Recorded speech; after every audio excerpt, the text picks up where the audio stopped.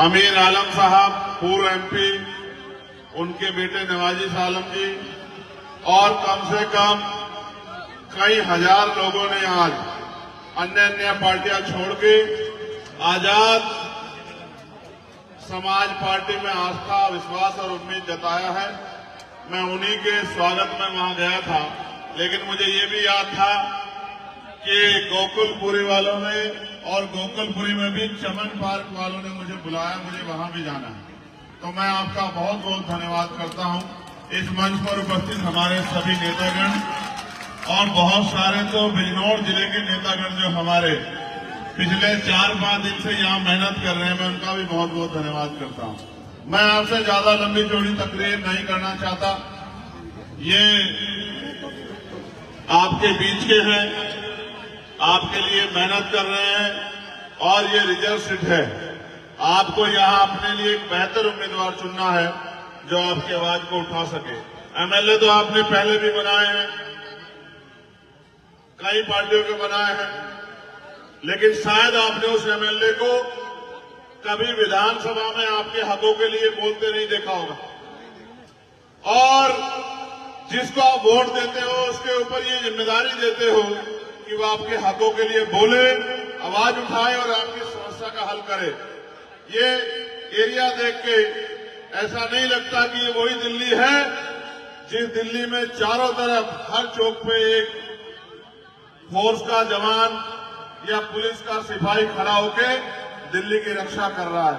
साफ सुथरी दिल्ली, पीने के लिए बढ़िया पानी, अच्छी हवा, नाली की व्यवस्था शानदार। ऐसा लगता है दिल्ली में नहीं विदेश में, लेकिन वो अमीरों की दिल्ली है।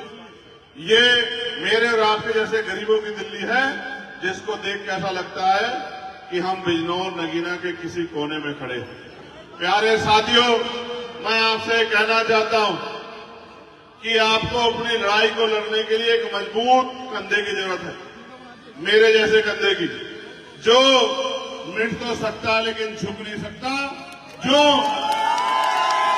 कितना भी जालिम क्यों ना हो सामने, उसके सामने रुक नहीं सकता, झुक नहीं सकता, थक नहीं सकता, और जब तक लड़ाई को अंजाम तक ना पहुंचा दे तब तक चैन से सो नहीं सकता। ऐसे सिपाही की आपको जरूरत है। मैं आपको विश्वास से कहता हूं कि अरविंद कुमार जी के पीछे मैं, हमारी पार्टी, हमारे संगठन का एक एक आदमी खड़ा है। अगर आपने भाई अरविंद जी को आशीर्वाद दिया, उनके हाथों को मजबूत किया, इससे पहले मैं ये भी कहूंगा कि आप 100 रुपए का सामान खरीदोगे तो सामान को 4-5 बार पलट कर देखोगे कि ये सामान खराब तो नहीं है, ये सामान एक्सपायर तो नहीं हो गया है, ये सामान जितना ले रहा उतना पूरा है या नहीं है। लेकिन जब आप 5 साल का मुस्तकबिल तय करने वाली वोट डालने जाते हो तो एक बार नहीं सोचते जिसको वोट दे रहे हो कल इसको कहीं ढूंढ लोगे नहीं ढूंढ लोगे, ये आपकी कहीं मदद कर देगा नहीं कर देगा, आपकी आवाज उठा देगा नहीं उठा देगा, आपके लिए लड़ लेगा नहीं लड़ लेगा, आपकी परेशानी में कभी आपके साथ खड़ा होकर आपको अपने भाई, अपने दोस्त होने का एहसास दिला देगा नहीं दिला देगा। और आप हमेशा कभी इसे जिताते आ रहे हो, कभी इसे जिताते आ रहे हो। मैं आपसे पूछना चाहता हूं, मेरे गोकुलपुर के भाइयों और उनमें भी चमन पार्क के भाइयों, आप कब जीतोगे? यहां खड़े होने की स्थिति है क्या? आप में से एक आदमी ईमानदार ने खड़ा होकर यहां बताओ कि यहाँ के स्मेल वो सांसों में घुटन पैदा कर रही है नहीं कर रही है? बताओ आप मुझे। क्यों ये यहाँ इंसान नहीं रहते क्या? कि यहाँ के लोगों को अच्छी हवा का अधिकार है या नहीं है? साफ पानी का अधिकार है या नहीं है? क्या ये लोग टैक्स नहीं देते हैं क्या? क्या ये इंसान नहीं है क्या? क्या इनको जानवर समझ के कुचलने का इंतजाम सरकार करेगी? मैं आपको जिम्मेदारी से कह रहा हूं, मैं तो आपका अपना हूं और आप जानते हो 24 घंटे 7 दिन, और मैं आपको विश्वास दिला के कह रहा हूं कल पार्लियामेंट चलेगा। और कई ऐसे मुद्दे उत्तर प्रदेश के जहां उत्तर प्रदेश में जुल्म हुआ है, संबल से लेके और अयोध्या तक, और वहां की सरकार ने गरीबों का मजाक उड़ाने का काम किया। कल पार्लियामेंट चलेगा। मैं आपको आज कह के जा रहा हूं, सुबह से लेके और जब तक हाउस चलेगा आपको यही सुनाई देगा कि सरकार से सवाल पूछे जा रहे हैं और सरकार को जवाब देना पड़ रहा है। चुप्पी नहीं होगी पार्लियामेंट में। कल मैं आपसे जवाब देता हूं। आपने मुझे वोट दिए। मैं जानता था जो जिनकी वोट वहां नहीं है वो यहाँ प्रार्थना दुआ कर रहे थे, फोन करके कह रहे थे नगीना में, नेटौर में, नूरपुर में, थामपुर में, किरतपुर में, नजीबाबाद में, शेरकोट में खड़े होकर यहाँ से फोन करके कह रहे थे कि चंद्रशेखर हमारा भाई है, उसको वोट देना। मैं इस कर्ज को उतारूंगा। मगर मैं आपसे कहना चाहता हूं, जो बात मैं कह रहा था, आप वोट देते और भूल जाते हो। ये वोट हमारा हथियार है, इसके अलावा क्या हथियार है हमारे पास? ये वोट हमारा हथियार। इस हथियार का प्रयोग अगर जज्बाती होके, किसी की बातों में आके या किसी को हराने के लिए कर दोगे तो फिर आपकी तरक्की किसी भी कीमत पे सुनिश्चित नहीं हो सकती। जब तक आपका एमएलए विधानसभा में जाके आपकी सड़कों के लिए, बिजली के लिए, पानी के लिए, स्कूल के लिए, कॉलेज के लिए, यूनिवर्सिटी के लिए, अस्पताल के लिए, गंदगी के लिए, निकासी की परेशानी के लिए, रोजगार के लिए नहीं बोलेगा, सरकार आपको नहीं सुनेगी। और मैं आपको कहना चाहता हूं, आने वाला समय और खतरनाक है। जिस तरह पिछली सरकार में चिन्हित कर करके गरीबों, किसानों, मजलूमों, दलितों, पिछड़ों, मुसलमानों की बस्तियों को ये कह के हटाया गया कि यहाँ बुलडोजर चलेगा क्योंकि अवैध बस्ती है, जहां 50-50 साल से रह रहे हैं, जहां 40-40 साल से रह रहे हैं, उन बस्तियों से निकालने का इंतजाम और उसकी रणनीति जो सरकारों ने बनाई है। एक आवाज मजबूत नहीं है आपके पास जो असेंबली में खड़ा होके और आपकी आवाज बनकर सवाल पूछ सके कि जब हमने 50 साल में इस बंजर भूमि को सींच के आज रहने लायक बनाया तो हम अपनी इस बंजर भूमि में जिसको हमने रहने लायक बना दिया, हम इसमें गलत कैसे हो सकते हैं? हम इससे बाहर होने वाले क्यों हो सकते हैं? ये पूछने वाला कोई नहीं। इसलिए मैं आपसे अपील करके कहना चाहता हूं कि उधर तो दूसरी तरफ मैं देख आया था, मैं उस दिन गया था गुरु रविदास जी के गुरुघर, उनकी कमेटी यहां बैठी है, उन्होंने तो मन पक्का कर लिया। अब आपकी बारी, आपको जिम्मेदारी देने आया हूं। एक मौका आप भाई अरविंद जी को दो, जहां आपको जरूरत पड़ेगी 24 घंटे 7 दिन चंद्रशेखर आजाद आपकी सेवा के लिए खड़ा रहेगा। इस बात को मैं आपको विश्वास दिलाता हूं। बहुत दूर नहीं है। हम लोग तो अगर सो जाते हैं तो नगीना पहुंच जाते हैं, यहां हाईवे चढ़ते सो जाते हैं, नगीना पहुंच जाते हैं 3-3.5 घंटे में। और ये नगीना के लोग यहां इसलिए घूम रहे हैं, ये इसलिए घूम रहे हैं क्योंकि ये चाहते हैं कि अब हमारी शक्ति बननी चाहिए और हमारी ऐसी मजबूत आवाज बननी चाहिए जो समय समय पे हमारी लड़ाई को मजबूत करे। मैं जिन साथियों ने ये प्रोग्राम कराया है, ये कुछ ज्वाइनिंग भी है।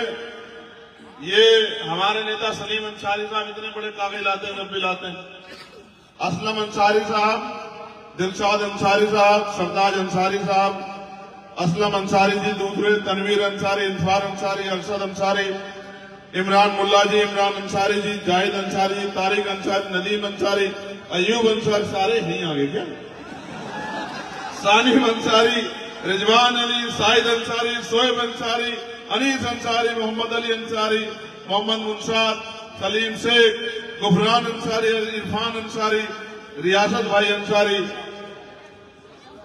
रईस प्रधान जी, परवेज कटारिया जी, मोइनुद्दीन सैफी जी, आसिम मलिक जी, नईम मलिक जी, रिसान मलिक जी, अरशद मलिक जी, सलाउद्दीन मलिक जी, इरफान अंसारी जी, दिलशाद कुरैशी, सदाकत अंसारी, सोनू अलवी साहब, उवैस इकबाल जी, जमील मलिक, साकिब मलिक, शोएब मलिक, दानिश मलिक, फरदीन मलिक, जुनेद मलिक, आप सबका मैं बहुत बहुत धन्यवाद करता हूं। आपको एक ही विश्वास दिला सकता हूं, आप जानते हैं मेरे किरदार को।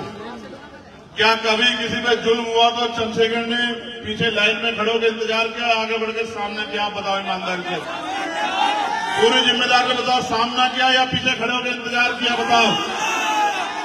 तो फिर एक मदद मेरी कर देना। मैं जानता हूं और हम तरीका भी जानते हैं, आप भी जानते हो कि हमारी जड़ें इतनी मजबूत है कि हम रात रात में बहुत कुछ बदल सकते हैं। जब जानते हो नहीं जानते हो, तो यहां मैं आपको जिम्मेदारी के तौर पे कह रहा हूं, फोन उठाओ, जेब में देखो, निकालो, निकलेगा, देखो जेब में डालो, जेब में हाथ है फोन। इस फोन में नंबर होंगे नहीं होंगे गोकुलपुरी के? एक फोन भाई 8 घंटे हम लोग अपना घर चलाने के लिए मेहनत करते नहीं करते?